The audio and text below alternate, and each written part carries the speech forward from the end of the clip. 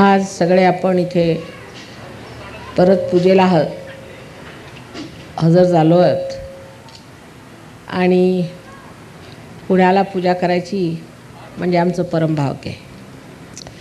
कारण शास्त्रातील ह्या नगरीला पुण्यपट्टणम असं नाव आहे. पुण्यपट्टणम, पुण्याच्या राशी जिथे ओतल्या गेल्या ती ही पुण्यनगरी आहे ज्याच्यात आपला वास आहे. आणि आता त्या आपण किती राशी त्यात ओतणार आहोत ते पाहिलं पाहिजे. पण थोडं गंभीरपणाने सहयोग घेतला पाहिजे.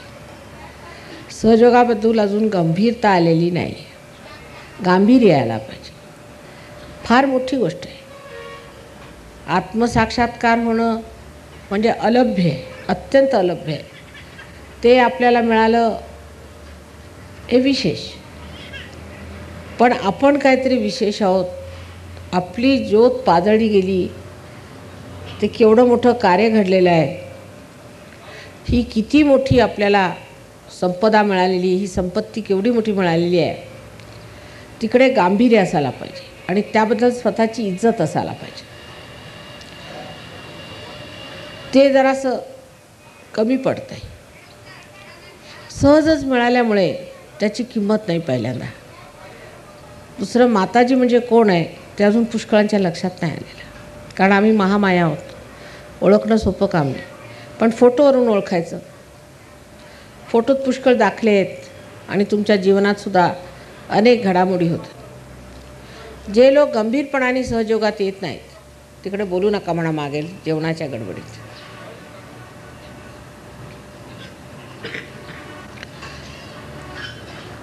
आणि त्यामुळे अत्यंत क्षुल्लक अशा गोष्टी ऐकायला मिळतात आणि आश्चर्य वाटतं की सहयोगामध्ये हे बाहेरच्या देशातले लोक, त्यांचे फक्त प्रतिनिधी इथे आलेले आहेत, फक्त प्रतिनिधी इथे आलेले आहेत. आणि किती गंभीरपणाने हे सहयोगाकडे बघतात आणि आपली स्वतःची प्रगती करून घेतात. आणि अजून आपल्या महाराष्ट्रात जिथे संतांनी एवढं आपलं रक्त ओतलेलं आहे तिथे अजूनसुद्धा लोकांमध्ये ती गहनता आलेली नाही आणि क्षुल्लक गोष्टींमध्ये डोकं घातलेलं आहे. लक्ष अगदी क्षुल्लक गोष्टीत आहे. आणि हमखास ते पुण्याला घडतं हे पाहून मला फार फार फार दुःख होतं. तर आज सांगायचं म्हणजे असं की आता पुष्कळशा गोष्टी इथे आल्यावरती नजरेत आल्या माझ्या की लोकांचे व्हायब्रेशन्स ठीक नाहीत. पहिली गोष्ट ते मला एकदम स्टेशनवरच जाणवलं. तर मी माझा एकदम जीव धकला. म्हटलं झालं काय, परत काहीतरी सुरू झालं इकडे. तेव्हा 1-2 सेंटर्स आता बंद करायला पाहिजेत असा माझा विचार आहे. जर 1-2 सेंटर्स बंद केले तर कदाचित ती निगेटिव्हिटी वाढणार नाही. कारण असं आहे की एकदा सेंटर सुरू झाले म्हणजे लोक जर जेव्हा नवीन नवीन सहयोगात येतात आणि जमत नाही त्यांना आपला अहंकार त्यात तृप्त करायचा असतो. कोणत्या ना कोणत्या बहाण्याने तो सुरू असतो. काही ना काहीतरी खुसपटं निघतात. आता विशेष करून वाईट हे वाटतं की पैशाकडे फार लक्ष आहे पुण्यनगरीत आणि त्यामुळे ही भिक्कार दशा आहे. भिकाऱ्यांसाठी सहयोग नाही आहे. भिकाऱ्यांनी भिकाऱ्याला काय द्यायचं आहे तुम्ही सांगा. जर तुम्ही भिकारी असले तर तुम्ही लोकांना काय देणार. भिकाऱ्यांसाठी सहयोग नाही आहे, श्रीमंतांसाठी आहे. श्रीमंत म्हणजे ज्यांच्या मतीमध्ये श्री आहे. जे भिक्कारपणाच्या गोष्टी करतात त्या लोकांसाठी सहयोग नाही. ते लोक क्षुल्लक गोष्टींकरता त्रास देणार आहेत. तेव्हा अशा लोकांनी सहयोग कृपा करून सोडावं म्हणजे फार भलं होईल. आमचंही भलं होईल, तुमचंही भलं होईल. आणि असे लोक जर सहयोगात राहिले तर त्यांना त्रास होणार आहे.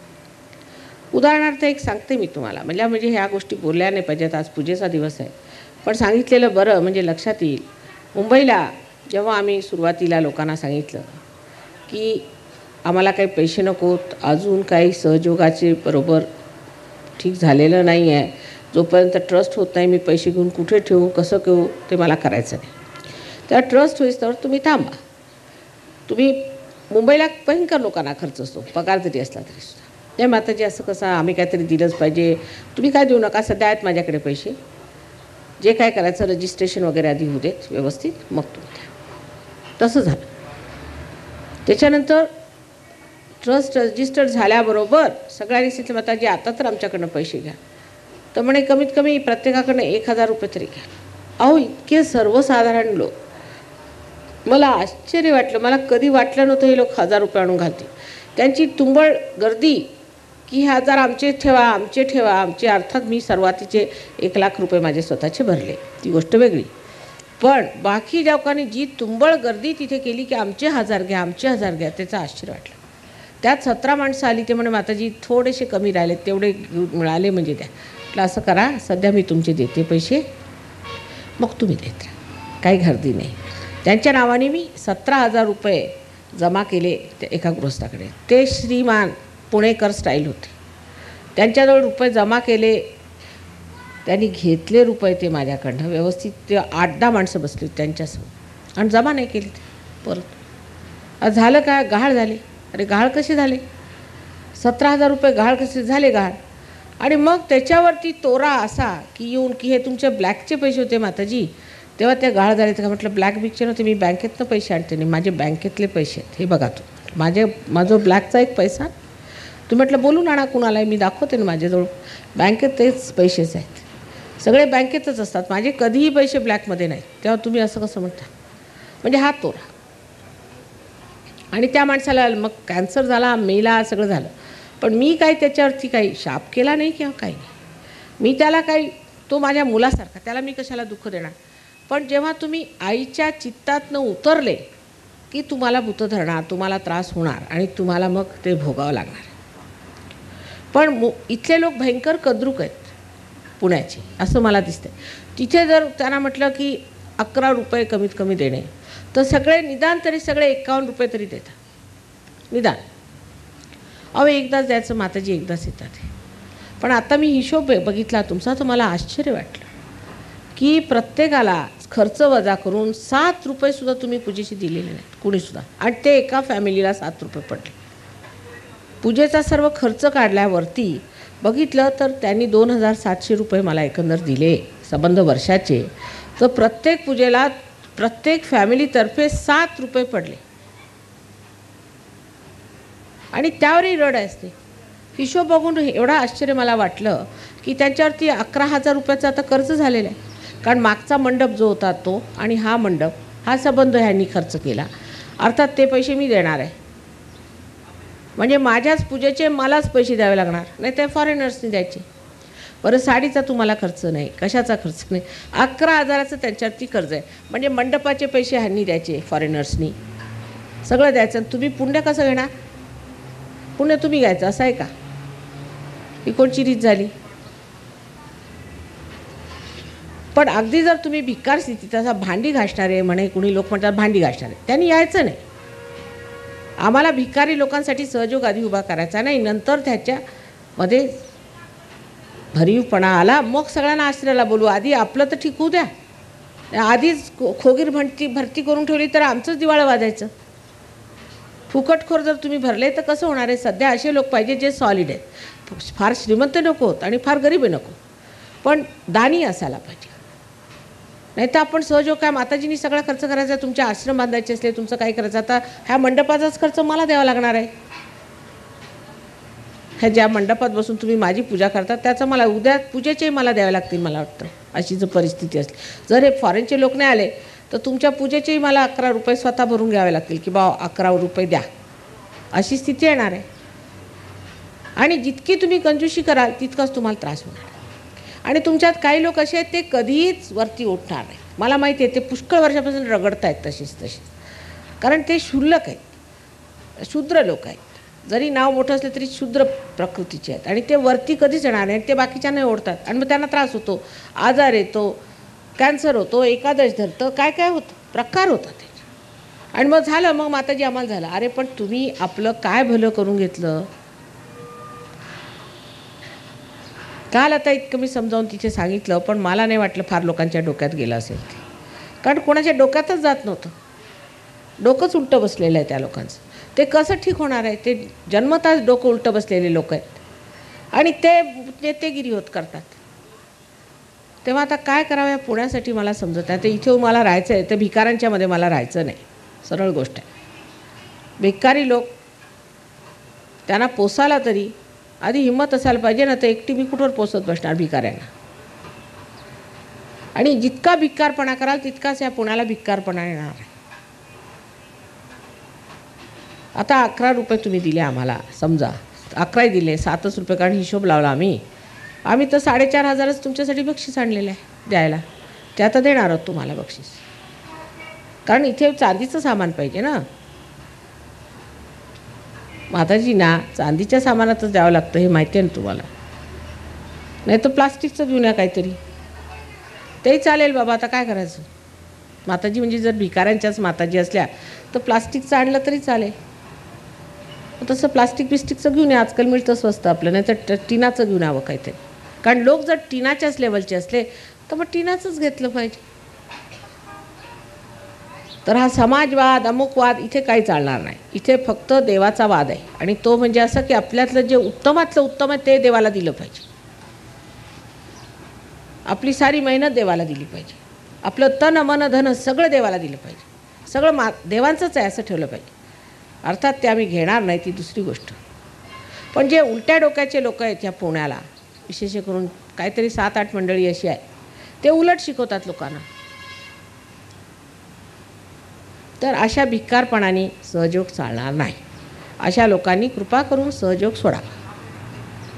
निदान 11 रुपये त्यांनी जर एका फॅमिलीला ठेवलेत किंवा 21 रुपये एका फॅमिलीत, काही जास्त नाही.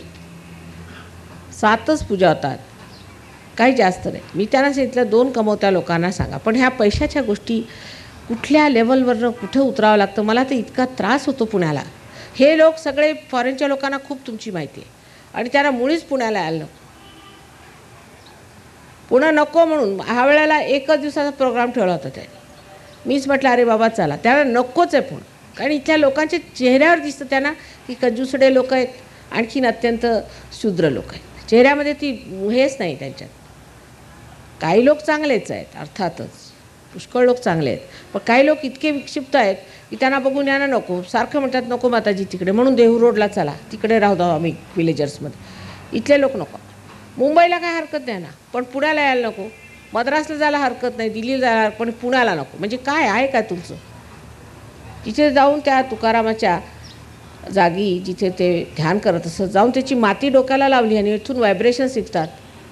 पुण्याला म्हणे सगळ्यांचे गरम गरम येतात म्हणे या लोकांची सगळ्यांची, पण नको म्हणा, गरम लोकांच्या जवळ आम्हाला राहायचं नाही.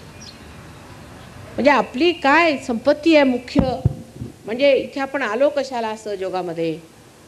आपण फक्त आपली आंतरिक संपत्ती मिळवण्यासाठी आलो. ती आंतरिक संपत्ती आपल्याला मिळवली पाहिजे. त्याच्यामध्ये हे लक्षण आहे की कुरकुरायचं, किंवा एखादं जसं आपलं युनियनचे लोक भांडतात नाही का पैशासाठी, तसं भांडायचं. असे लोक बेकार आहेत सहयोगात, त्यांनी मुळीच येऊ नये आणि त्रास देऊ नये. ज्यांचं लक्ष पैशाकडे आहे त्यांनी मुळीच सहयोगात येऊ नये. ज्यांचं लक्ष पैशाकडे नाही ते समृद्ध होणार आणि उत्तम रीतीने राहणार आहेत. तेव्हा आज या पूजेच्या आधी एवढ्यासाठी सांगितलं मी की कुरकुरणारा मनुष्य सहयोगात राहायला नाही पाहिजे. जो प्रेमाने आदराने, म्हणजे कमाल आहे तुमची, तुमचं मला घ्यायची नाही, मी तुमचं काही घेतच नाही, उलट माझे डबलचे पैसे घालून तुम्हाला ते बक्षिसाला परत करते की तेच राहू देत. मग नाव माझं असतं त्याच्यात, कारण घेतलं हे पाहिजे म्हणून घेते. थोडंसं घेतलं पाहिजे. ते कशाला? की त्यांनी तुमचं धन वाढावं म्हणून. नावाला ते कसलं काय, नुसतं नावाला घेते आणि परत त्याचं काहीतरी करून तुम्हाला देते तुमच्या सेंटरला. सगळ्या सेंटरला जर व्यवस्थित होता, अहो त्या राहुरीला तुमच्यापेक्षा जास्त पैसे येतात. आश्चर्य वाटतं मला. राहुरीला तुमच्यापेक्षा जास्त पैसे, त्या नाशकाला जिथे कितके थोडे तिथून तुमच्यापेक्षा जास्त पैसे येतात. त्या सर्व पैशांच्या दमावरती तुमच्यासाठी आम्ही चांदीची भांडी घेतो. म्हणजे सगळ्यात भिकारी पुण्याचे लोक आहेत हे सिद्ध झालं सोपतो आत्तापर्यंत. 11,000 रुपयाचं आता कर्ज आहे यांच्यावरची. ते कोण देणार? माताजीच देणार. हा आमच्या माताजी देतील सगळं. म्हणजे या फॉरेनर्सना सुद्धा हे दिसतं की नाही, यांच्यासमोर सगळे हिशोब आहेत त्यांच्या पैशाचे. ते म्हणतात हे आहे काय ह्या लोकांचं? साडीसुद्धा हे घेणार, मंडपाचे हे देणार, पूजेचे हे देणार, म्हणजे तुम्ही देणार काय? आणि ही सुरुवात आहे. पैशापासून माणसाच्या परखीची सुरुवात होते. पैशातच मनुष्य कसा आहे तो दिसतो. आता सहयोगामध्ये किती तुमचे खर्च वाचतात जर शहाणपणाने राहिले. डॉक्टराला पैसे नको, अगदी वर बघितलं तरी इकडे तिकडे देवळात जाऊन पैसे फेकायचे ते नको, तीर्थाला जायचे ते नको, नसते उपास तपास करून खर्च वाढायचे ते नको, भलत्या पूजा घरात करसत ते नको, काही नको. त्यातून इतर छंद सुटलेले असतात, सिनेमा हे ते फालतूचे छंद सुटून नंतर दारू व्यसनं सुटल्यामुळे ते पैसे वाचतात अगदी वरच्या लेवलला. पण सगळ्यात मुख्य म्हणजे परमेश्वराचा आशीर्वाद आल्यावरती काय मुश्किल आहे. पण ते पात्रता घेण्यासाठी आधी पैसाच कंजूसाच्या सुटत नाही. कवडी चुंबक लोक ते कवडीला जर चुंबकासारखे चिकटले ते परमेश्वराला कधी चिकटणार आहेत. अजून 100 जन्म घेतले तरी नाही चिकटणार, हे मी तुम्हाला सांगतो. अहो त्या खेड्यात सुद्धा लोक, माताजी थोडं तरी पैसे घ्या आमच्याकडं. असं कसं? मला लक्ष्मी मिळेल, थोडे तरी घ्या.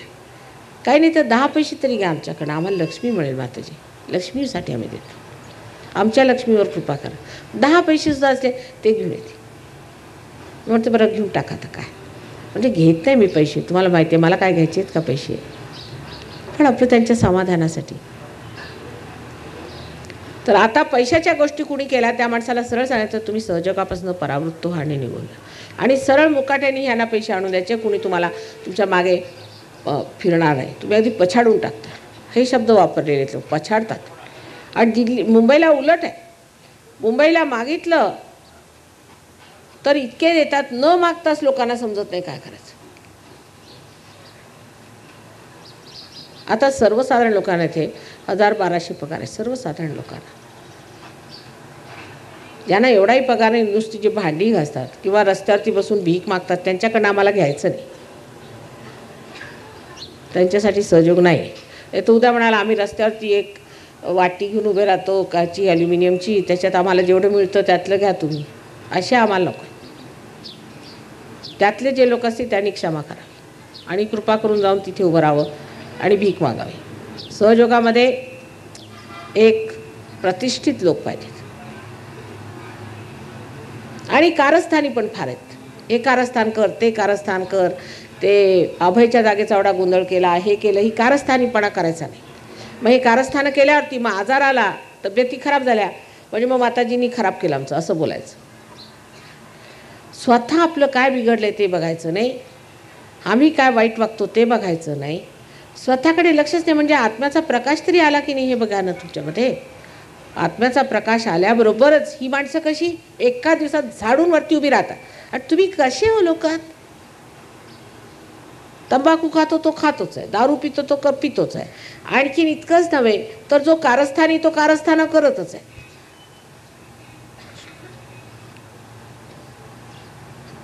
ह्याला काही अर्थ आहे? आणि सगळ्यात खराब गोष्ट जी आपल्यामध्ये असते म्हणजे ती गटबंदी. मी काल सांगितलं होतं की पुण्यावर शाप आहे आणि फार मोठा शाप आहे तुमच्या हाती. हा केव्हाचा शाप आहे माहीत नाही, पण भाऊबंदकी, हा भाऊबंदकीचा जो इथला शाप आहे हा जर गेला नाही तर तुम्ही एक दुसऱ्याचे तर कापाला, सहयोगांचे गळे कापाल उद्या. हे फॉरेनर्स येथील ह्यांचे गळे कापाल तुम्ही. गळे कापूपणा जो आपल्यामध्ये अगदी विशेष स्वभावात बसलेला आहे तो काढला पाहिजे पुण्याच्या लोकांनी. आणि कोणत्या गोष्टीची टर उडवायची, कोणत्या गोष्टीमध्ये गहन उतरायचंच नाही, टर उडवायची. म्हणजे जसं काही वरती वरती वरती वरती असं राहायचं, गहन उतरायचंच नाही, टर उडवायची. म्हणजे फार शिष्ट झाले, म्हणजे फार शहाणे, अतिशहाणे. मूर्खासारखं वागून काय होणार आहे, कशाला नाही थोडंसं समजून चालत. थोडं तरी गहन व्हायला पाहिजे. इतका इथे वाढतं आहे सहयोग पण मला घाबरायला होतं आहे.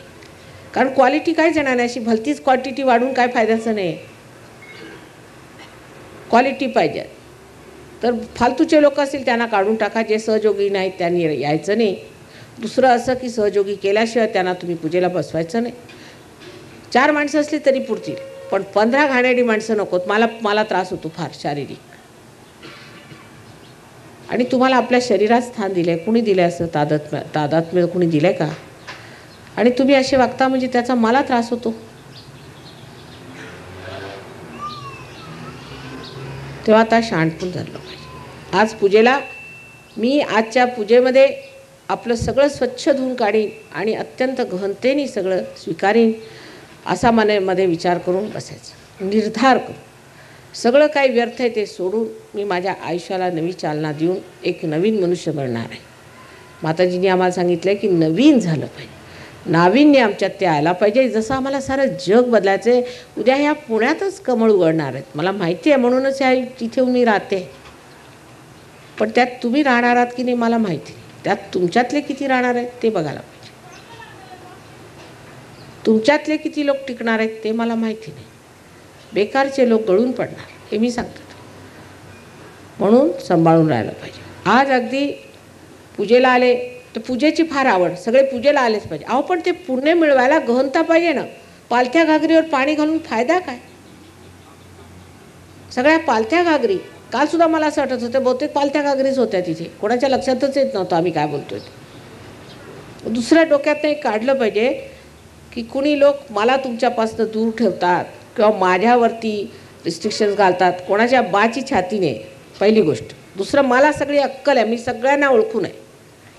कोणी जरा इकडून तिकडे केलं तर मला सगळं समजतं. हे नसतं तर एवढं मोठं उभं केलं असतं का मी?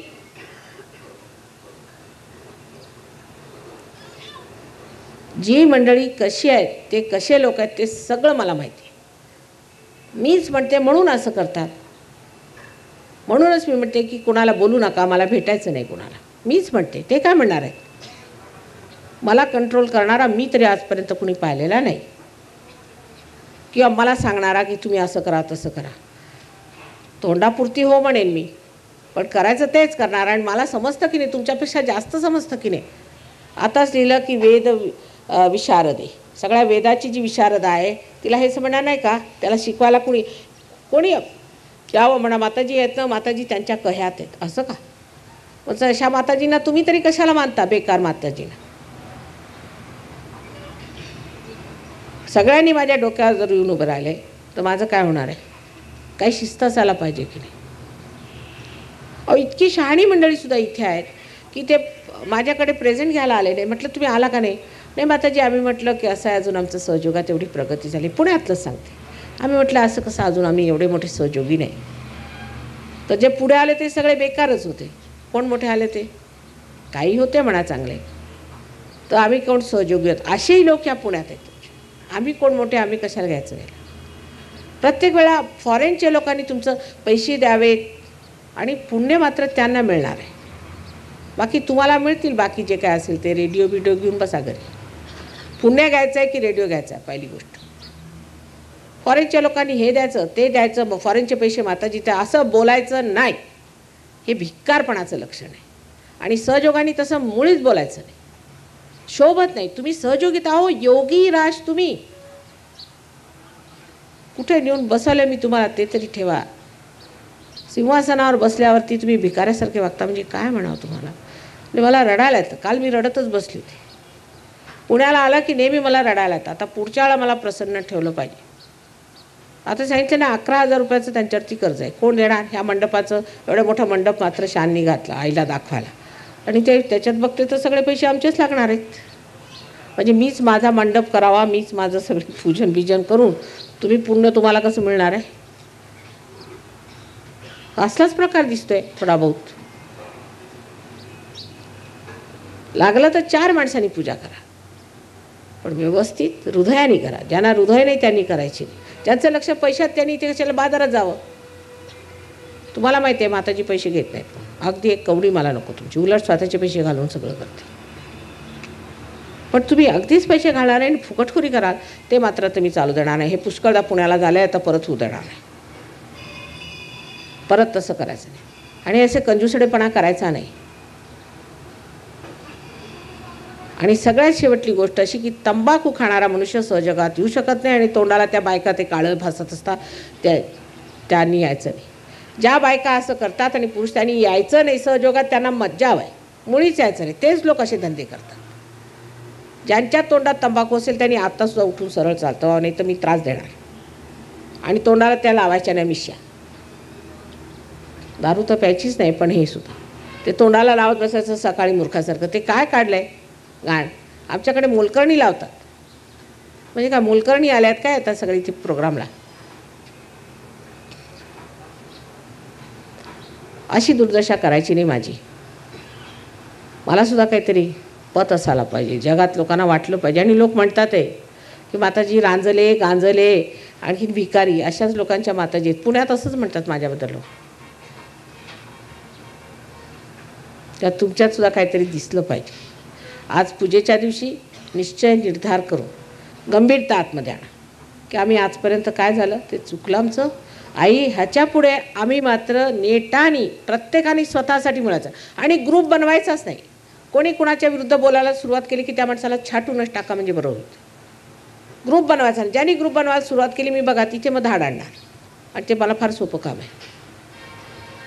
कोणी ग्रुप बनवायचा नाही, कोणत्याही सेंटरवर ग्रुप बनवायचा नाही. आणि ते कुलकर्णींना मी लीडर केलेलं आहे. त्यांना कुणी चॅलेंज करायचं नाही आणि कुणी त्यांच्याशी वाद घालायचा नाही हे मी सांगून ठेवते तुम्हाला निक्षून. कुणी जरी वाद घातला तर मग माझं त्यांचं पाहून घेईन मी. बिलकुल एक अक्षराने क्वेश्चन करायचं नाही. जर त्या माणसाचं चुकलं तर मी त्याला ठीक करते आणि काढूनही टाकते, पण तुम्ही मध्ये बोलायचं नाही. मी प्रत्येकाशी संबंध ठेवू शकत नाही हे लक्षात आणलं पाहिजे. सुसंबद्धता तशीच या शरीरात जशी सुसंबद्धता आहे त्याला कारण आहे की एकाचं कनेक्शन दुसऱ्याशी, मग एकाच्या हातात एवढं एकाच्या हातात एवढं असे सगळे वेगळे वेगळ्या संस्था आहेत.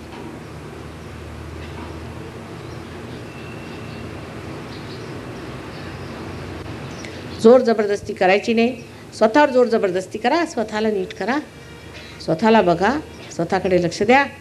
आणि कशी बघा तुम्ही ह्या पुण्यभूमीत जर तुमचं झालं नाही, अहो इथे तर नाचलेले कुजलेले लोकसुद्धा वर येतील, तर तुमच्यासारख्याने का येऊ नये. ह्या पुण्यभूमीत तुम्ही जन्म घेतला ते पूर्वजन्माच्या अक्कलेने घेतला आणि पूर्वजन्माचं सगळं सुकृत तुम्ही काय आता मुळामुठ्यात घालणार आहात. अहो ते सगळं सुकृत काय तुम्हाला दिलं त्याच्यामुळे इथे जन्माला घातलं, एवढ्या मोठ्या जागी आलात तुम्ही, आज सहयोगात आला आणि आता हे काय काढलंय. सगळ्या गोष्टी सहयोगाच्या करायच्या, मोठ्या मोठ्या गोष्टी करायच्या, क्षुद्र गोष्टी करायच्या नाही. जो मनुष्य क्षुद्र गोष्टी करेल त्याला म्हणायचं तुम्ही सहयोग सोडा. अगदी त्याला स्पष्ट हे बघा, कृपा करून तुम्ही सहयोग सोडा. कुणी क्षुद्र गोष्टी करायच्या नाही. मी असं करतो, मी तसं करतो असा अहंभाव दाखवायचा. मी काही करत नाही, माताजी सर्व करतात. ज्या दिवशी सुरू होईल त्या दिवशी तुमच्यातल्या सर्व शक्त्या जागृत होतील, नाहीतर सगळ्या नष्ट पावतील. आणि माझ्यापासनं दूर हटून त्रासच होणार आहे. तेव्हा माझ्यापासनं हटू नका, दूर जाऊ नका, या पदराखालीच राहा. तिथंच आराम आहे सगळ्यांना, तिथंच सुख आहे सगळ्यांना. इकडे तिकडे भयकाचं नाही, कोणाच्या ह्याच्यात यायचं नाही. संभाजीरावांनी जर त्या कब्जी कलुशाचं ऐकलं नसतं तर आज ही आपल्या महाराष्ट्राची दशा झाली नसती. एकट्या कब्जी कलुशाने संबंध महाराष्ट्राला सर्वनाश करून टाकला. तसेच आपल्यात पुष्कळ त्या कब्जी कलुशे मला दिसत आहेत. त्यांच्या नादी लागायचं नाही. इथे शिवाजी महाराजांसारखे छत्रपती उभे झाले पाहिजे, तरच हा पुणा आहे आणि पुण्याची पुण्याई, नाही तर बेकार आहे सगळं. कळलं का. आता मनामध्ये निश्चय करून असं बसायचा, निर्धार करून बसायचं. I am sorry I had to speak in Marathi language because Pune is a very, very important, extremely important place. And the people have a special gift of God that they are born. Punya Nagari is the name. Punya Patanam means all the punyas, all the good deeds that they did in their previous lives is poured into this. All the saints have praised this place. In the ancient times, in the ancient books, it is written as this is a Punya Patanam, is the place, is the city of punyas. So in such a great place you all have come, you should be very thankful. I'm just addressing to them that you are born in such a great country, in such a great city, and you have a special, very special responsibility. And that's what I was advising them, that these foreigners have come. They are also very lucky people to come to this great city of punyas. And by God's grace, I'm sure they will achieve a big ascent in this puja. So let us all decide today not to worry about small frivolous things, but think of something higher that we want to achieve. The highest that we want to achieve in our ascent. The greatest that we want to achieve in our. This is the place where you can achieve it. And that's why I'm going to settle down in Pune. This is the place where you are going to grow very big. It's the best place to grow great in your ascent. And that's why it's very important. Today's puja is extremely important. May God bless you.